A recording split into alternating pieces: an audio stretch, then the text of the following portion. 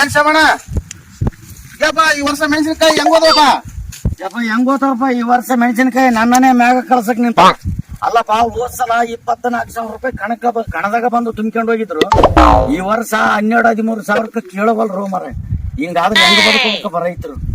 ಅಲ್ಲೋ ಶ್ಯಾಮಣ್ಣ, ಸರ್ಕಾರ ಇದಕ್ಕೊಂದು ಏನಾದ್ರು ಪರಿಹಾರ ಕೊಡ್ತದ? ಯಾಕೆ ಚಿಂತೆ ಮಾಡ್ತೀಯ? ಏನ್ ಕೊಡ್ತದಪ್ಪ ಪರಿಹಾರ? ಅಲ್ಲಿ ಹೊಡಿದಲ್ಲಿ ಎಣ್ಣೆ ಗೊಬ್ಬರ ಯಾವಾಗ ಕೊಡ್ತಾನ ಅಂತ ಹೇಳಿ ಪುಟ್ಟ ಮ್ಯಾಗನೆ ಬಂದ್ ಕುಂತಾನ.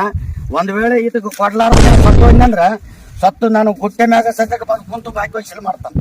ಯಾವ ಸರ್ಕಾರ ಶಿವ ನಮ್ಮ ರೈತರಿಗೆ ಯಾವ ಸರ್ಕಾರ ಅದ ಹೇಳು? ಅದು ಪಿರಿ ಇದು ಪಿರಿ 12 ಪಿರಿ ಮಾಡಿತಪ್ಪ. ಇದನ್ನೇನು ಕೇಳಿದ್ವಿ ನಾವು. ಅದೇ ರೈತರು ಬೆಳೆ ಬೆಳೆದಕ್ಕೆ ಒಂದು ಸರಿಯಾದ ಒಂದು ಬೆಲೆ ಕೊಟ್ಟು ಬಿಟ್ಟಿದ್ರ ನಾವ್ ಯಾಕೆ ಇಷ್ಟೆಲ್ಲ ಗೋಳಾಡ್ತಿದ್ವಿ?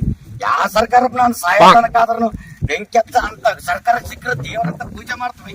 ಬರವಲ್ದು ಯಪ್ಪ, ಸುಮ್ಮನೆ ಹೋಗಪ್ಪ. ಆಯ್ತಪ್ಪ.